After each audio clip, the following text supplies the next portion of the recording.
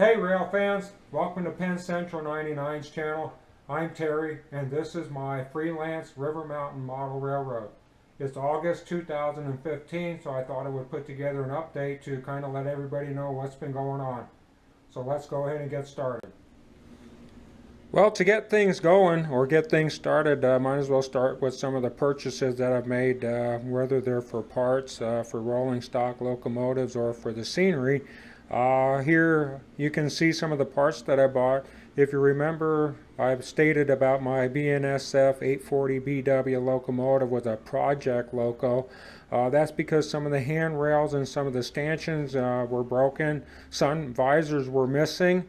So I called Atlas, told them I needed some parts, and you can see what they charged there. They shipped about $4 shipping, so the parts aren't too bad. I also got some Woodland Scenics medium ballast. That is so that we can finish up the ballast here in Sidewinder Junction, which should turn out pretty good. I also bought some turnouts. These will be for the lower staging area, so that I can finish that up and get some locomotives and rolling stock stored on the layout. There's 5 turnouts that I need there to finish up the staging. As you can see here, I started to lay out some of the buildings that I want in Sidewinder Junction. What I did is I just took index cards and cut them to the footprint or the dimensions of the buildings that I want for Sidewinder Junction, so I can start to lay them out and space them out. I want to make sure I have enough room before I start to do the scenery and the roads and the layout. So that's looking pretty good so far.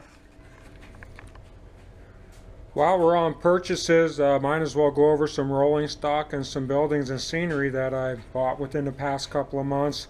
Some of these are Athearn kits, some of these are Roundhouse kits, some of these are AccuRails, and some of these are Walders, and you can see there by the boxes. Some of these road names, like this one, the Camino Placerville and Lake Tahoe, I bought because that's a local one up North Nevada here. The Ashley Drew and Northern, that's in a fallen flag down south. The Union Pacific hoppers, I see those every day running around town here on the rails, so I figured I would get some of those.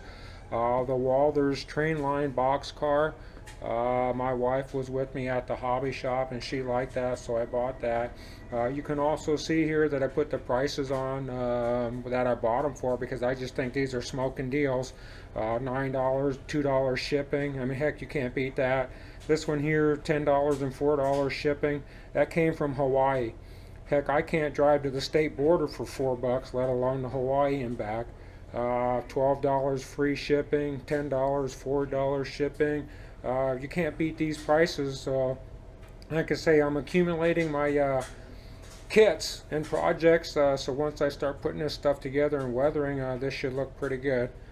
I bought this prefab building kit from Woodland Scenics. This will go good in the industrial town area there in Sidewinder Junction. This I got on eBay. I think it was $32 in free shipping.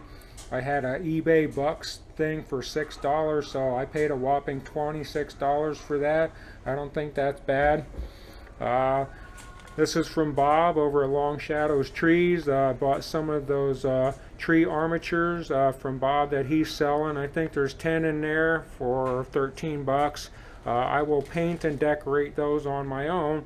So there you can see some of the rolling stock purchases and the scenery and building items that I bought. Here's a quick shot of the prize that I won on a YouTube Model Builders show a couple of weeks ago. These are from Dave's Decals. What they do is they let you pick 2 sets for what you want. So what I did is I picked modern signs and barrier tape, and also some modern logos for restaurants and food chains that we have these days. So those are the decals that I won on a YouTube Model Builders a couple of weeks ago. I believe some of you saw the picture that I uploaded a few nights ago to give my thanks for winning those prizes. Okay, as far as building and tinkering and experimenting, I tried to make some loads for my center beams.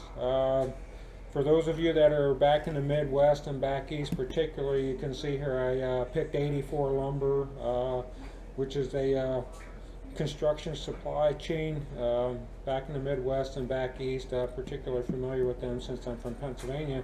But what I did here is I just took their logo off of the internet, and I put it on a graphics program and printed it out on some cardstock and folded it to fit inside the center beam there. And I say this is just some experimentation with cardstock. I figure we're using cardstock for buildings and background buildings. Maybe I'll see what it does as far as loads for flat cars and center beams and whatever. And this is how this turned out. It's not too bad. I just need to put some more details and touches on it to make it a little bit more realistic and believable, but I think that looks okay. And last but not least, weathering projects. We're going to put, or I'm going to put my latest weathering projects on parade here and talk a little bit about each one. As you can see, first up here, I got the South Shore 53-foot trawl gondola. I faded out the paint scheme just so that you could barely see the lettering. Some of the other things that I did is obviously painted and weather chalk the trucks and the wheels to my liking. I know you can see here at put together a acrylic paint rust mix to put on the inside of the gondola to make it looks like it's rusted out inside of there. Here's a quick overhead shot of that. I think that turned out pretty good. I'm really happy with that. And like I say, as far as fading out the paint, I've got some grime and crap and stuff in the ribs on there to make it look like the accumulation of dust and dirt and grime and other things. Next up here, go ahead and parade this stuff through, is the Penn Central 3-bay rib-sided hopper. What I did here is I faded the paint scheme with an acrylic wash using an airbrush.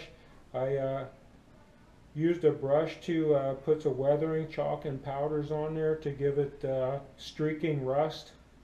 Also painted and weathered the trucks and wheels.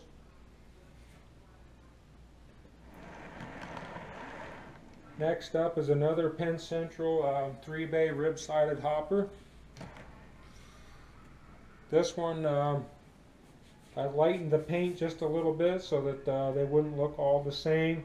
I didn't put as much rust on here, but I did simulate rust streaking down from the hatches, or the hinges on the hatches from the top here and starting to come down over the side. I actually like this one the best out of the 4 of them that I did. I think that using the weathering chalks and powders for rust turned out pretty good. I've been trying to achieve that look for a little while. I've started to work with oils. There's no oils on any of these cars, but figuring out how to do rust streaks with oils.